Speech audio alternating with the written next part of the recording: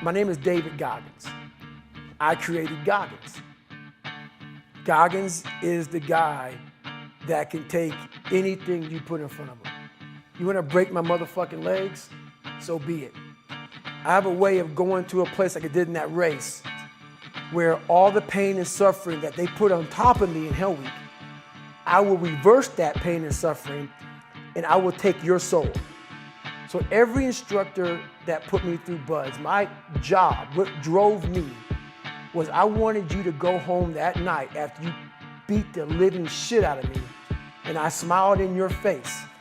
I wanted you to feel worse than I did and you were going home to a nice warm bed with your wife or your kids and a nice meal, and I was still out there in the grip, suffering for another 100 hours.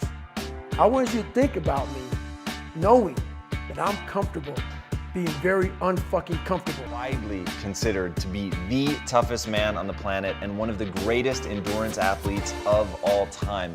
He grew up in an abusive household, spent his high school years as one of only a small number of black kids. He had to endure relentless bullying, and he barely managed to graduate. One day he decided he was going to stop saying woe is me and start kicking some ass. That set him on a path to transforming himself into the hardest man alive, the only member of the U.S. Armed Forces to complete SEAL training, the U.S. Army Ranger School, and the Air Force Tactical Air Controller training.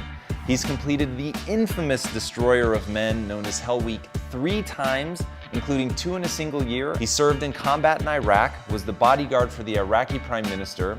He once held the Guinness World Record for most pull-ups in 24 hours at 4,030. He's run 8 consecutive 100-mile races over 8 back-to-back weekends. He ran over 7,000 miles in a single year, and that is the equivalent of running 267 marathons. This man is a self-made beast, the king of no excuses, David Goggins. So what was that moment like, looking in the mirror the day you decide, okay, wait, enough is enough? It took a while to get to that point where enough was enough. What happened, I came home one night from work, turned on the Discovery Channel. I saw some guys going through Navy SEAL training, and they were going through Hell Week and they were getting their ass just beat. You know, in and out of the water, guys ringing the bell. They were just suffering. And I was weighing like 297 pounds. And I had to make a change in my life. You know, I was at an all-time low and I wasn't going anywhere. And I was exactly what everybody said I was gonna be, which was nothing. I came from a horrible background. I got called nigger every day of my life growing up. I was just an insecure, scared kid. And the only way I could find myself was through putting myself through the worst thing possible. That's so counterintuitive. Like most people, that's precisely what they're trying to get away from. Right. So what was it in you at that moment? You're overweight, you've been bullied essentially your entire life up to that point. What makes you go, all right, motherfucker, like that's what I've got to do? Well, no one was helping me out. And the feeling I had every morning when I looked in the mirror was horrible. And I didn't want to feel like that anymore. And how I felt was a kid going nowhere, a kid that was scared. And most kids will accept that and look for help. But the best thing that happened to me, no one helped me. No one felt sorry for me. So the only way I could turn it around was to suffer.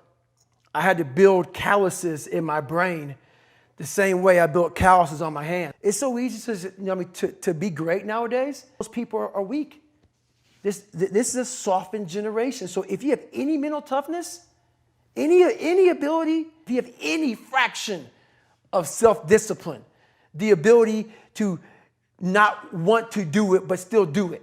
People have a hard thing understand. I hate to run. And what makes me so crazy, people go, well, why do you run if you hate it?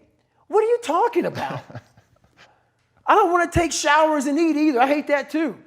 That's life, man.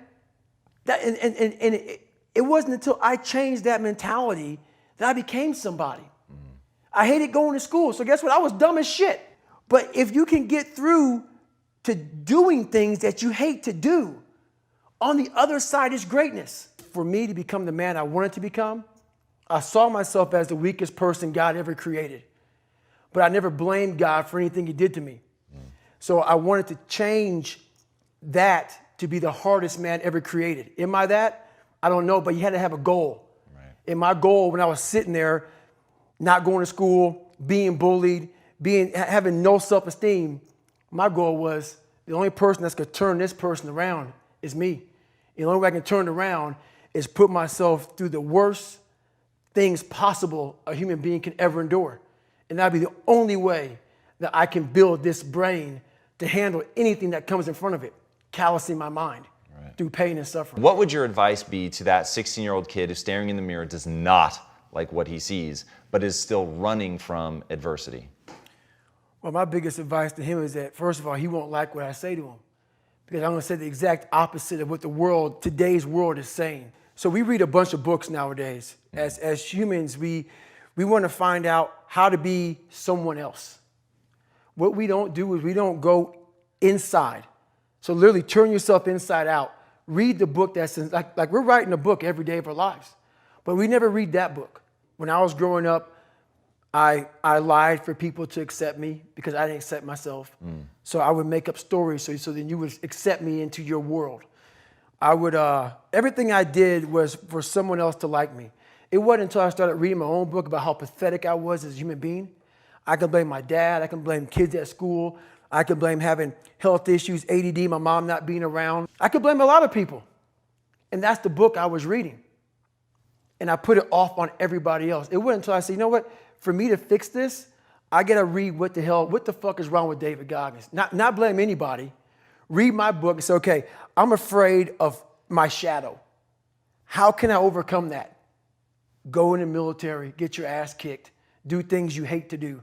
Be uncomfortable every fucking day of your life. Roger that. I'm not the smartest kid in the world. Okay. Instead of somebody saying, oh, no, you're smart. No, don't say that to yourself. I said to myself, no, I'm a dumb motherfucker. Okay, roger that. How you get smarter? Educate yourself. So the things that we run from the truth. We're running from the truth, man. So the only way I became successful was going towards the truth. As painful and as brutal as it is, it changed me. It allowed me to become, in my own right, who I am today. I hated jumping out of airplanes. I hated shooting guns. I hated the job as a Navy SEAL. But I did it because I wanted to change myself. Everything I do, I'm not really comfortable doing. But if you choose to go that route, to go be a Navy SEAL, you might as well go be the hardest motherfucker in the world. Because if you're choosing to do something, you have two routes. You can go there and be a little weak person and get through barely, and that's your reputation. Or you can go through the hardest guy you can possibly be, and that's your reputation. There was a point where they had a decision to make. They can go left or right on this path. Left was the easy route. Right was the hard route. A lot of people take the easy route. And they had a good life that way, but the better life was going to the right side. And you may have 20 years of pain and suffering to get past it, but a lot of us die never truly starting our journey. And I would tell this young person, you got to start your journey. It may suck, but it will come out the other side where you're coasting. No matter what avenue I choose, I want to be the very best. And the very best may not be I'm number one. The very best is, did I leave everything inside of me out there? Right now, for you to find greatness in yourself, you're not going to find it by looking in a book or by even hearing me. I may give you the spark, but you've got to go inside yourself to find it. And that means you got to be quiet. Shut the fuck up. Go in a room. Search your soul. Search your mind. Search your abilities, and you'll find it. But if you're not looking for it, you won't find it. So you got to go start your journey. And the journey starts with you finding, why the hell am I here on this planet Earth? Why am I here? And if you don't know that, you will live the rest of your life searching, always asking the question, why? Honestly, I'm blessed enough to have survived the life I lived and to come out the other side with a bunch of knowledge. So hopefully I can help people that believe that they're much less than what they truly are. Help them find greatness in themselves. And greatness isn't running 200 miles at a time or doing 4,000 pull-ups or being a SEAL. Greatness is whatever the hell you dreamed of in your own mind. You got to first see it. You got to first create this vision in your mind. And then that's when I come into play. Once you create this vision in your mind, it's how am I going to get there now? And that's when I come into play. But first, you got to create your own vision. And then it's not external. It's the vision created is inside of you. Stop listening to people who are calling you fat, gay, transsexual, nigger. Everything that is makes no sense. All these insecure people putting their insecurities on you, you got to flush it out. You got to just be whoever the hell God or whatever the hell you believe in. If you believe in nothing but yourself, I don't care what it is. You got to take everything and throw it away. You have to believe in one thing, and that is yourself. I got to experience the beauty of true fucking willpower. True fuck you. I'm going to fail. I'm going to fucking fail. I'm going to fucking fail. I'm going to fucking fail. And I will succeed.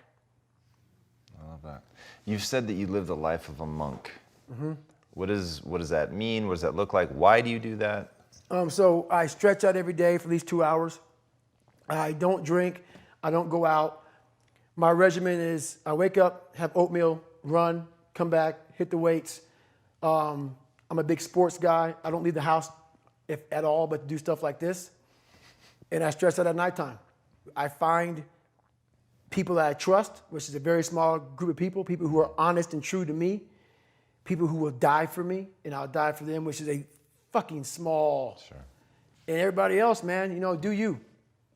And I stay to myself. And I let you do you. I don't judge people. I don't criticize you. You want to be a douchebag and be an ass and not love this country, do whatever you want to do? I don't care, man. I fought for this country for you to do you. And I am all about you doing you because I'm going to fucking do me. If you had that same kid from earlier, he wants to take that first step, you want him to go experience some life, what one specific thing would you tell him to go do? I'd first ask the kid, who are you? At the core of your soul. And if he can't answer that question, our conversation's over. Because I can't say shit to him. Right. If you don't know who you are, I can't tell you who you are. We are all great. No matter if you think you're dumb, no matter if you think you're fat, no matter if you are fat, no matter if you've been bullied, or no matter if you just got back from Iraq or Afghanistan, we all have greatness. You gotta find the courage. You gotta find the courage to put your Bose headphones on and silence the noise out of this world. I was guided by something much more powerful, and I listened, and I chose the path of most resistance. Talent not required. We some all-stars, we some Capitan, we some winners, we go so hard, never giving in to no critics. I can do it, I knew it all. I said I can do it, I knew it all. We some MVPs, we the state champs, getting scouted, I believe in me. Never really cared, no doubters. I can do it, I knew it all. I said I can do it, I knew it all. Yeah. Love my highs, but I love my lows, cause that's what keeps me chasing goals. I swear to God, I'm grinding and I'm about to blow like runny nose. This destiny, not what they chose, they tested me. I'm breaking foes, I'm hot now, ain't ever froze. Can't injure me like Derrick Rose, and that's real now. Tell me how you feel now, coming for the steal now. Doing what I can for the fans that like my shit and help us build now. We chilled out and that's real shit. Go 0 to 100 like real quick. I got more will than Will Smith, just starting out, but I killed this, so let's build this. Listen while I'm telling my story. Had a couple rough years, but still I'm destined for glory. Just trying to work in this moment to keep my parents from worry, but always keeping my patience because success can't be hurried. We slowly seeing the progress. I'll tell you, no one can stop us. Swear I never will quit until we gaining some honors. So please hit with your best. I'm always up for a test, cause when the pressure's on, you go see who's above the rest. That's real. We some all-stars, we some Capitan, we some winners, we go so hard, never giving in to no critics. I can do it, I knew it all. I said I can do it, I knew it all. We some MVPs, we the state champs, getting scouted, I believe in me. Never really cared, no doubters. I can do it, I knew it all. I said I can do it, I knew it all, yeah. Check it, hey yo, my life ain't an easy one. So I take the people and I believe in them. Had some friends in the past, but they really didn't last. So the past is exactly where I'm leaving them. The second transition, that's a mind state. The very reason it